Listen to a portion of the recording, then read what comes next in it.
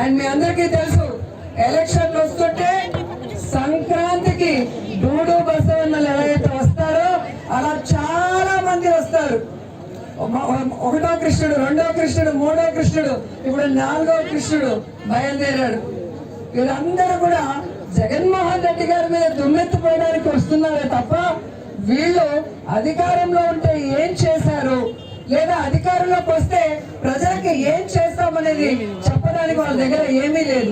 ఎందుకంటే వాళ్ళకి చేయాలన్న మంచి మనసు లేదు. చెప్పాలి అంటే ఈ రాష్ట్ర పరిస్థితుల గురించి ఇక్కడ ఉన్న ఏం చేయాలో కూడా వాళ్ళకి అర్థం కాని పరిస్థితి. కేవలం జగనన్నని ఓడించాలి, వాళ్ళ అధికారంలోకి వచ్చేయాలి అన్న ఆలోచన తప్ప మరొక ఆలోచన లేదు. అలా ప్రజల గురించి ఆలోచించకుండా ప్రజలకి మంచి చేయాలన్న చిత్తశుద్ధి లేని ఆ ప్రతిపక్షాలు ఏవైతే గుంపులుగా వస్తున్నాయో వాళ్ళందరినీ కూడా తరిమి కొట్టాలని ఇక్కడ ఉన్న అందరినీ కూడా చేతులెత్తి నమస్కరించి కోరుకుంటున్నారు. ఎందుకంటే మీరు ఒక్కసారి అయ్యో పాపం అని 2014లో చంద్రబాబు నాయుడుకి ఓటేసి గెలిపించినందుకు ఈ రాష్ట్రం ఎంత వెనక్కి వెళ్ళిపోయిందో మీ అందరికీ కూడా తెలుసు. ఒక్క అభివృద్ధి లేదు, ఒక్క సంక్షేమం లేదు. ఏది అడిగినా కూడా రాష్ట్రం విడిపోయింది, నష్టపోయింది, కష్టాల్లో ఉన్నామంటూ కుంటి సాకులు చెప్పాడు. కానీ ఈ మధ్యలోనే మీకు తెలిసింది స్కీములు చేయడానికి డబ్బులు లేదు కానీ స్కాములు చేయడానికి బాగా డబ్బు ఉంది చంద్రబాబు నాయుడు దగ్గర అని అన్ని కేసుల్లో ఇరుక్కున్నాడు.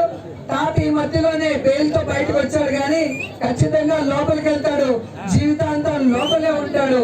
అలాంటి వ్యక్తి వల్ల మనకి ఎటువంటి ఉపయోగం లేదు. ఈ రోజు ప్రజల కోసం తన తండ్రి గారు ఈ ప్రజల మొహాల్లో చూడాల్సిన చిరునవ్వుని చూడకుండానే వెళ్ళిపోతే ఆ చిరునవ్వుని చూడాలని రాజన్న పరిపాలన మళ్ళీ తీసుకొని రావాలని జగనన్న మీకోసం ఈ వైఎస్ఆర్ కాంగ్రెస్ పార్టీని స్థాపించారు. మీకోసం ఎన్ని కష్టాలు, ఎన్ని అవమానాలు అనుభవించారు, అలాగే ఎన్ని తప్పుడు కేసులు పెట్టి జైల్లో పెట్టారు మీ అందరికీ తెలుసు. అయినా కూడా చిరునవ్వుతో కష్టాల్ని భరించి మీ అందరి ఆశీస్సులతో తిరుగులేని ముఖ్యమంత్రిగా వచ్చి ఈ రోజు మీరు కోరుకున్నట్టుగానే ఈ రాష్ట్రాన్ని అభివృద్ధి వైపుకు పరుగులు తీస్తున్నారు.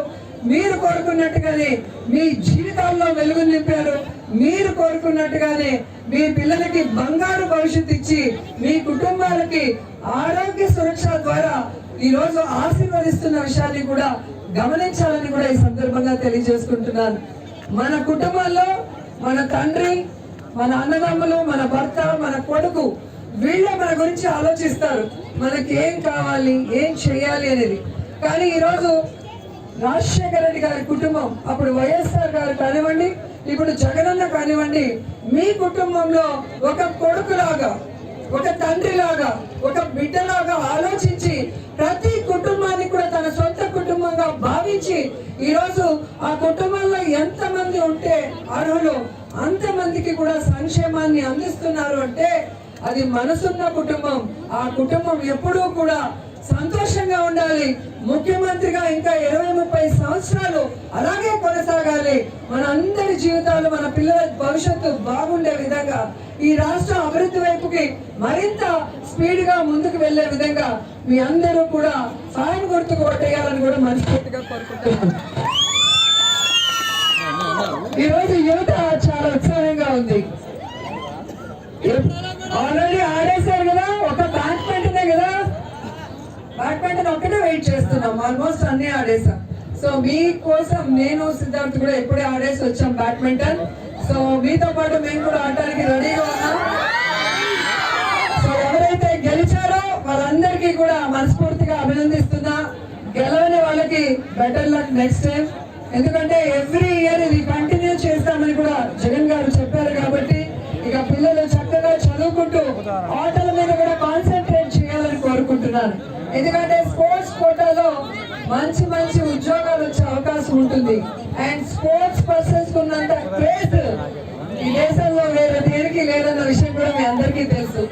మేము వచ్చిన తర్వాత, వైఎస్ఆర్ కాంగ్రెస్ పార్టీ అధికారంలోకి వచ్చిన తర్వాత జగనన్న ఆశీస్సులతో మీ జిల్లాకు చెందిన జఫ్రీన్ కి గ్రూప్ 1 పోస్ట్ ఇవ్వడం జరిగింది. అలాగే కృష్ణా జిల్లాకు చెందిన జ్యోతి సురాకేట్ కి గ్రూప్ 1 పోస్ట్ ఇవ్వడం జరిగింది. అలాగే వైజాగ్ కి చెందిన సాకేత్ కి గ్రూప్ 1